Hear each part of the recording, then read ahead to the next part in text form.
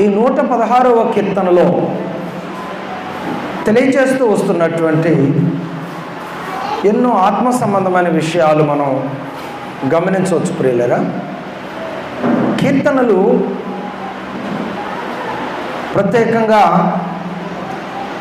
దావీదు గారు కొన్ని కీర్తనలు రాశాడు, కొరాహు కుమారులు కొన్ని కీర్తనలు రాశారు.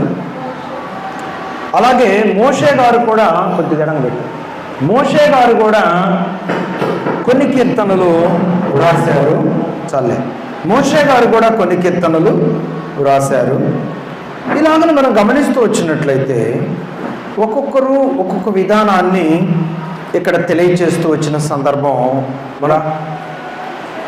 మనం దేవుని సహాయం కొరకు ఎదురు చూసే బిడ్డలంగా ఈ లోకంలో జీవిస్తూ ఉన్నాం. మనము దేవుని పట్ల కలిగి ఉండవలసినటువంటి కొన్ని పద్ధతులు, కొన్ని లక్షణాలు దేవుడు తన వాక్యములో తెలియజేస్తూ వస్తున్నాడు. దేవుని బిడ్డలైన వారు ప్రభువుని వెంబడిస్తున్నది మొదలుకొని, దేవుని గుర్తించినది మొదలుకొని, ప్రభువు యేసుక్రీస్తు వారిని సొంత రక్షకునిగా మనం అంగీకరించినది మొదలుకొని మనం ఎలా ఉండాలి, దేవుని సన్నిధిలో ఎలా ఉండాలి, 1-2 వచనాలలో ఆ మాటలు తెలియజేస్తున్నాయి. మనం ఎలా ఉండాలి? యెహోవా నా మొరను నా విన్నపములను ఆలకించి ఉన్నాడు, కాగా నేను ఆయనను ప్రేమించుచున్నాను. దావీదు గారు అంటున్నాడు, నేను మొరపెట్టినప్పుడు ఆయన నా మొర వింటున్నాడు, నేను మొరపెట్టినప్పుడు ఆయన చెవియొగ్గి నా మొర ఆలకిస్తున్నాడు. కాబట్టి నా జీవిత కాలం అంతా కూడా నేను దేవుణ్ణి ప్రేమిస్తున్నాను. ఈ రోజున దేవుని బిడ్డలైనటువంటి వారందరూ కూడా దేవుని ప్రేమించాలి. ఈ లోకంలో మనం ఎన్నో ప్రేమలను చూస్తూ ఉన్నాం. తల్లిదండ్రుల ప్రేమ, అన్నదమ్ముల ప్రేమ, అక్కచెల్లెళ్ళ ప్రేమ, భార్యాభర్తల ప్రేమ, ఇరుగు పొరుగు వారి ప్రేమ, సమాజంలో ఉన్న వారి ప్రేమ, ఇవన్నీ కూడా మనం చూస్తూ ఉంటాం. కానీ ప్రియులరా, ఇవన్నీ మధ్యలో వచ్చాయి. ఆ ప్రేమ అనే పదానికి బీజం వేసి ప్రతి మనిషి అనుసరించడానికి అవకాశం కల్పించింది ఎవరంటే మన ప్రభువైన యేసుక్రీస్తు వారు. దేవుడు ఎంతటి ప్రేమ చూపించాడు. ఈ లోకంలో ఒక మనిషి నా పోలికలో ఉండాలి, ఈ లోకంలో ఆ మనిషి ఇదిగో ఇవి తినాలి, ఇవి త్రాగాలి, ఇలా గాలి పీల్చుకోవాలి, ఇలా మంచిగా అవకాశాలను ఉపయోగించుకొని నన్ను స్తుతించాలని చెప్పి దేవుడు ఒక మంచి ప్రేమ, ఒక మంచి ప్రణాళికతో దేవుడు మనిషిని తయారు చేశాడు. ఆ మనిషి దేవుని ఆజ్ఞలో ఉన్నంతకాలం చక్కగా ఫలించాడు. దేవుని ఆజ్ఞను మీరి అపవాది మాట వినటం ప్రారంభించిన తర్వాత దేవుణ్ణి ప్రశ్న వేయటం ప్రారంభించాడు. అంతకుముందు దేవుని తలంపులో ఉన్నప్పుడు, దేవుని ప్రేమలో ఉన్నప్పుడు, దేవుని వాగ్దానంలో ఉన్నప్పుడు ఆ మనుష్యుడు దేవుని కొరకు జీవించాడు, దేవుని మాట విన్నాడు, దేవుని వెంబడించాడు. ఎప్పుడైతే అపవాది తలంపు ఆయనలోనికి ఆ మనుషులోనికి తెచ్చుకున్నారో వెంటనే దేవుని మాటను పక్కన పెట్టారో అపవాది మాట వినటానికి ఇష్టపడ్డారు. దేవుడు సిద్ధపరిచిన ఎన్నో ఈవులను కోల్పోయారు. ఈరోజు మనం దేవుని నమ్మాం. దేవుడు మన కొరకు చేసిన త్యాగం ఎంతో గొప్పది. ఆయన చేసిన త్యాగాన్ని బట్టి మనం దేవుని ప్రేమించాలి. ఈరోజు చాలామంది నాకు ఫలానా బలహీనత ఉంది, తగ్గిపోయింది, అందుకే నేను దేవుని ప్రేమిస్తున్నాను అంటారు. మళ్ళీ తర్వాత ఇంకో బలహీనత వస్తే మరి అప్పుడు దేవుని ప్రేమించవా? మనం దేవుని ఎందుకు ప్రేమించాలి? మేలుడు చేసినందుకు కాదు. దేవుని మనం ఎందుకు ప్రేమించాలి? స్వస్థతలను జరిగించినందుకు కాదు. దేవుని మనం ఎందుకు ప్రేమించాలి? అనుకున్నది జరిగినందుకు కాదు. దేవుని మనం నిజంగా ఎందుకు ప్రేమించాలంటే శాశ్వతమైన ప్రేమతో దేవుడు మన పట్ల చూపించిన ఆ ప్రేమను బట్టి మనం దేవుణ్ణి ప్రేమించాలి. ఏంటి ఆ ప్రేమ అంటే మనందరం కూడా నశించి నరకానికి వెళ్ళబోతూ ఉండగా ఆజ్ఞ అతిక్రమించి ఆ నరకానికి వెళ్ళటం ఇష్టం లేక మనందరినీ కూడా తప్పించి మోక్ష రాజ్యానికి తీసుకెళ్ళటానికి ఆయన మార్గాన్ని బోధించిన దేవుడు మన ప్రభువైన యేసుక్రీస్తు. అపవాది శక్తులను లయం చేయటానికి మన కొరకు ఆయన ప్రాణత్యాగం చేసిన దేవుడు మన ప్రభు అయిన యేసుక్రీస్తు వారు. ఇందును బట్టి మనం దేవుని ప్రేమించాలి. మత్తయి సువార్తలో అంటున్నాడు కదా, నా నీతిని నా రాజ్యాన్ని మొదట మీరు వెతకండి, ఆ తర్వాత మీకేమి కావాలో అవన్నీ కూడా నేను మీ కొరకు సిద్ధపరిచానని దేవుని వాక్యం తెలియజేస్తాను. కనుక ప్రియులరా, మనకు కావలసిన వాటి కొరకు మనం దేవుని వెంబడించకూడదు. దేవుడు మన కొరకు చేసిన త్యాగాన్ని బట్టి మనం దేవుణ్ణి వెంబడించినప్పుడు, ప్రతి విషయంలో దేవునికి మనం కృతజ్ఞత కలిగి ఉన్నప్పుడు ఖచ్చితంగా నీ ఊహకు అందని విధంగా దేవుడు నీ జీవితంలో అద్భుతాలు చేయటం ప్రారంభిస్తాడు అని దేవుని వాక్యం తెలియజేస్తూ ఉంది. మరి ఈ రోజున మొదటి ప్రాధాన్యత నీ జీవితంలో ఎవరికి ఇస్తున్నావు? దేవునికి ఇస్తున్నావా? నీ ఆలోచన విధానాలకు ఇస్తున్నావా? మొదటి ప్రాధాన్యత ఎప్పుడైతే నువ్వు దేవునికి ఇవ్వగలుగుతావో దేవుడు నీ జీవితంలో ఆయన కార్యాలను జరిగించడం ప్రారంభిస్తాడు. దేవునికి నీ జీవితంలో మొదటి ప్రాధాన్యత ఇచ్చే బిడ్డగానే ఉండాలంటే మనస్ఫూర్తిగా దేవుని ప్రేమించాలి. మనస్ఫూర్తిగా దేవుని నువ్వు ప్రేమించినప్పుడు, అన్ని సమృద్ధిగా ఉన్నప్పుడు దేవుని ప్రేమలో నిలబడతావు. పరిస్థితులు తారుమారైనప్పుడు కూడా దేవుని ప్రేమలోనే నిలబడతావు. దావీదు గారు అన్ని సమృద్ధిగా ఉన్నప్పుడు దేవుని ప్రేమలో నిలబడ్డాడు, దేవుని సంకల్పంలో నిలబడ్డాడు. ఆయనకు కష్టకాలము సమీపించినప్పుడు కూడా దేవుని ప్రేమలోనే నిలబడి ఉన్నాడు. మన 3వ వచనాన్ని చదివినట్లయితే ఆయనకు ఎలాంటి కష్టకాలం వచ్చిందంట? మరణ బంధకములు నన్ను చుట్టుకొని ఉండెను, పాతాళము. దేవుని ప్రేమిస్తూనే ఉన్నాడు. ఈ శ్రమల నుండి నేను ప్రేమిస్తున్న దేవా, ఈ శ్రమల నుండి, ఈ బాధల నుండి, ఈ బలహీనతల నుండి, ఈ సమస్యల నుండి నన్ను విడిపించమని ప్రేమిస్తున్న దేవునికి ప్రార్థన చేశాడు. ఈ రోజున మనము కూడా దేవుని ఎంతగా ప్రేమించాలి? ఆయన ప్రేమ గురించి ఒక కవి ఇలాగో రాశాడు. ఏమనంటే, ఆకాశం అంత పేపర్ తీసుకుని భూమిలో ఉన్న నీరంతటినీ కూడా ఒక స్థిరగా మార్చి, భూమిలో ఉన్నటువంటి చెట్లన్నిటినీ కూడా ఒక కలముగా తయారు చేసి ఆయన ప్రేమను వివరిస్తూ ఉంటే ఆకాశం అంత పేపర్ కూడా సరిపోలేదంట.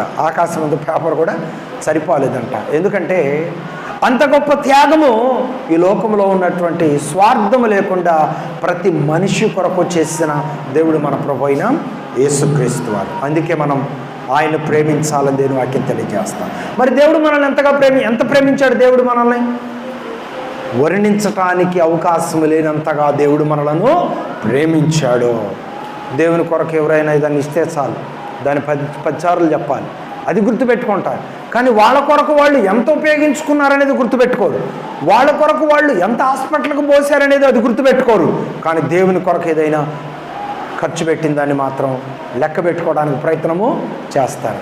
దేవునికి ఇచ్చిన వాటిని లెక్క పెట్టుకోవడానికి ప్రయత్నము చేస్తూ ఉంటారు. దేవుని ప్రేమను పొందిన వారు, నేను ఎంత ఇచ్చినా తక్కువే, నేను ఏమిచ్చినా తక్కువే, నేను దేవునికి ఇచ్చినది, దేవుని కొరకు చేసింది ఎప్పుడు జ్ఞాపకం పెట్టుకొని నేను గొప్పగా నన్ను నేను హెచ్చించుకోవటానికి నేను ఎన్నడూ ప్రయత్నము చేసే వ్యక్తిగా ఉండకూడదు. ఎందుకంటే దేవుడు నా కొరకు చేసిన త్యాగంలో నేనేమీ చేయలేకపోయాను.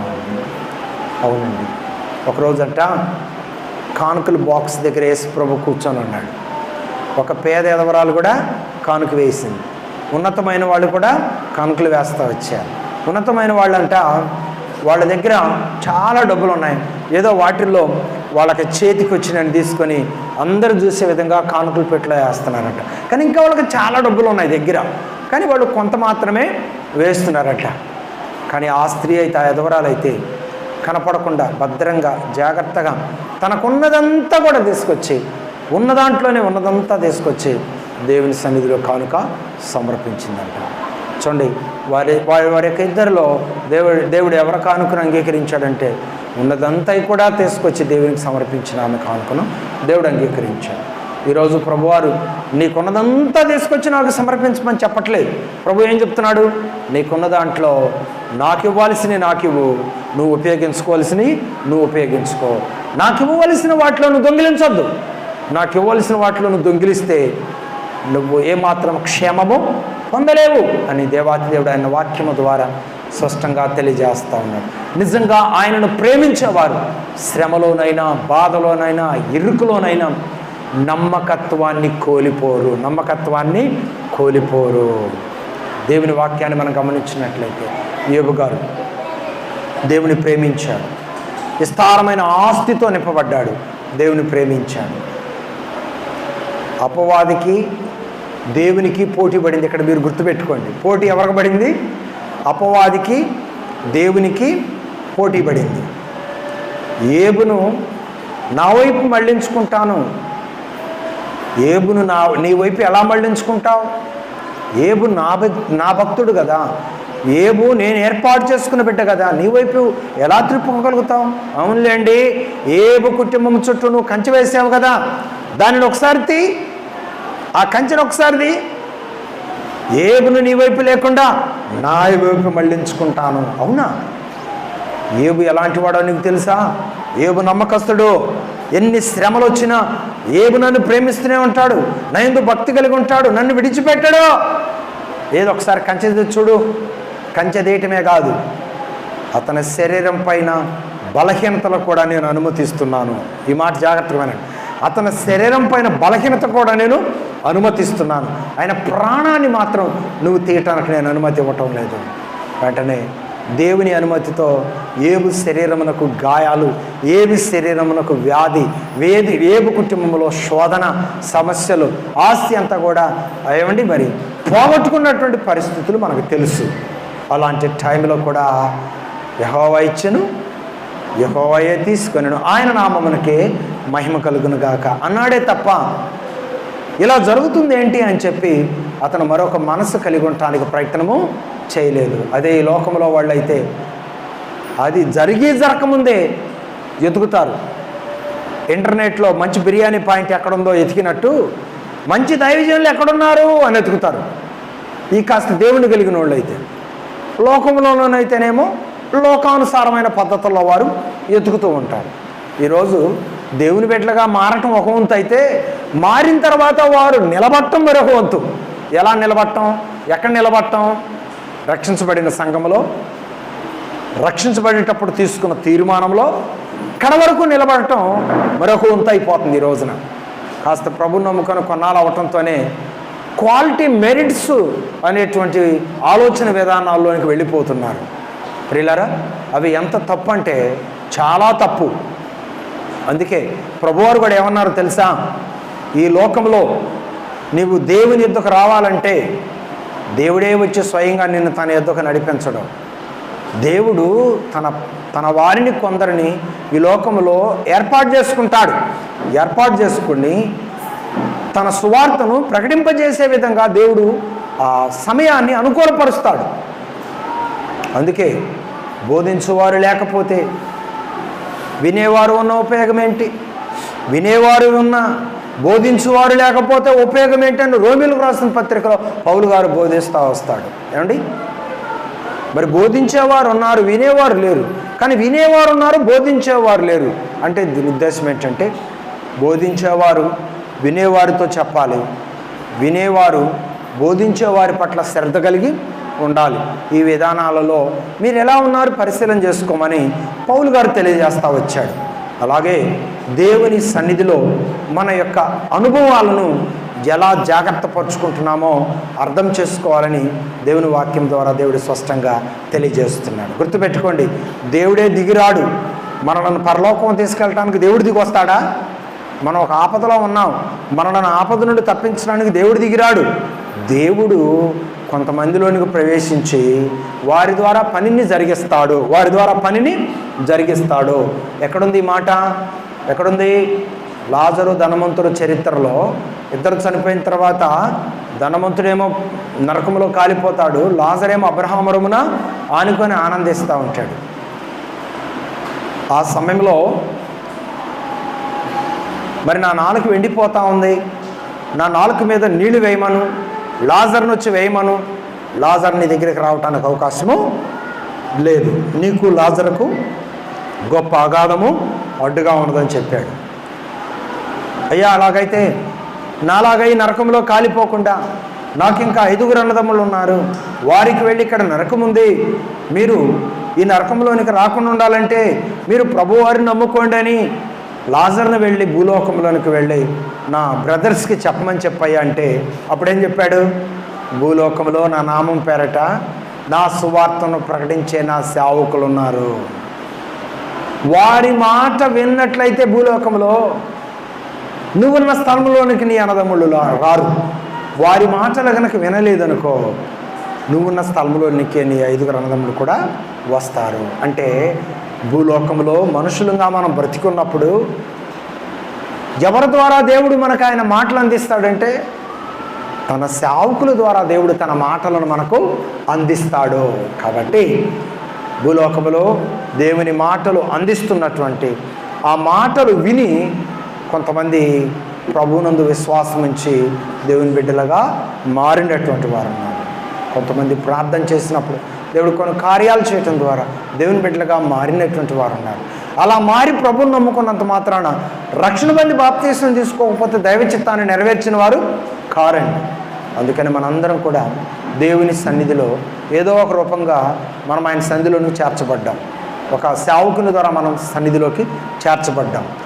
ఆ సన్నిధిని ఎప్పుడూ ప్రేమించాలి, ఆ సేవకుని ఎప్పుడూ ప్రేమించాలి, ఆత్మీయతను ఎప్పుడూ కాపాడుకుంటూ మరికొందరిని ఎంకరేజ్ చేస్తూ పరిచర్య ప్రోత్సాహకరంగా ఉండే విధంగా మనం అడుగులు ముందుకు వేసేవారిగా ఉండాలని దేవుని వాక్యం తెలియజేస్తాం. ఈ అనుభవాలన్నీ కూడా మనం కలిగి ఉండాలంటే ఏమండి దేవుని ప్రేమించాలి. శ్రమ కలిగినప్పటికీ కూడా దావీదు గారు దేవుని ప్రేమించాడు. దేవుడు తన మాట ఆలకించి తనకు సమృద్ధికరమైన స్థితిలో ఉన్నప్పటికీ కూడా దేవుని ప్రేమించాడు. మరి మనం ఎలా ఉన్నాం? శ్రమలు, బాధలు, బలహీనతలు మనల్ని వెంబడిస్తూ ఉంటాయి. అలాంటప్పుడు కూడా మనం దేవునే ప్రేమించేవారిగా ఉండాలని దేవుని వాక్యం తెలియజేస్తాం. యోబు గారికి శ్రమలు వచ్చిన, మరణాంతకరమైన వ్యాధులు వచ్చిన దేవుణ్ణి ప్రేమించాడు. చివరికి ఎవరు ఓడిపోయారు? అపవాది ఓడిపోయింది. దేవుని ద్వారా మరలా యోబుకు 2 రెట్ల ఆశీర్వాదం తిరిగి మరలా వచ్చింది. అంటే కడవరకు మనం దేవుని ప్రేమిస్తూనే ఉండాలి. కడవరకు మన నమ్మకత్వాన్ని దేవుని సన్నిధిలో మనం కాపాడుకుంటూ ఉండాలని దేవుని వాక్యం తెలియజేస్తాం. ప్రియులను శద్రకు, మేషకు, అబేద్నెగో అనేటువంటి వారు దేవుని ప్రేమించారు. లోకంలో ఉన్నటువంటి విగ్రహాన్ని, లోకంలో ఉన్న రాజును ఆమె గౌరవించారు, కానీ దేవుని ప్రేమించినంతగా ప్రేమించలేదు. గౌరవించారు. ఈ లోకంలో మనం కూడా మనుషులను గౌరవించాలి. మనస్ఫూర్తిగా దేవుణ్ణి ప్రేమిస్తూ ఆయన మార్గంలో, ఆయన సహవాసంలో నమ్మకస్తులుగా ఈ లోకంలో జీవించేవారిగా ఉండాలని ప్రభుపేటని రక్షించున్నాం. మరి నువ్వు ఏ స్థితిలో కృంగి ఉన్నావు? ఏ స్థితిలో ఆలోచన చేస్తున్నావు? ఏ స్థితిలో దేవుని ఎదుట అసంతృప్తి కలిగి ఉన్నావు? కొంతమందికి అసంతృప్తి, దేవుని బిడ్డలుగా ఉండి కూడా అసంతృప్తిగా ఉంటుంది. వారు ఏదో సాధించారు, నేనేదో సాధించలేకపోయాను.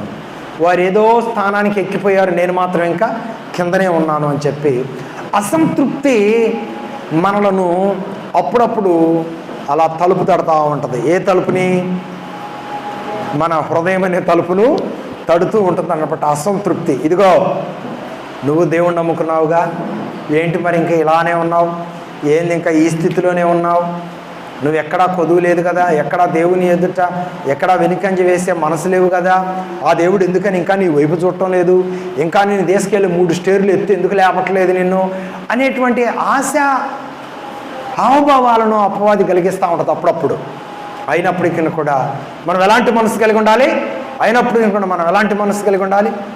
నేనున్న స్థితిలోనే సంతృప్తిని కలిగించు, ఏమున్నా లేకున్నా నీ కొరకే బ్రతికించు.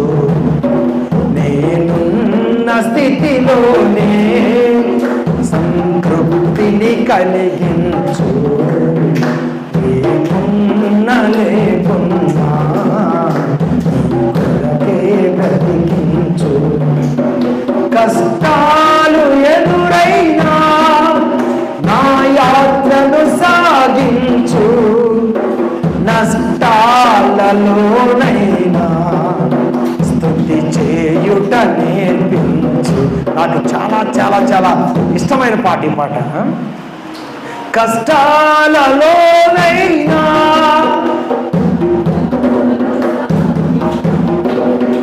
నష్టాలలోనైనా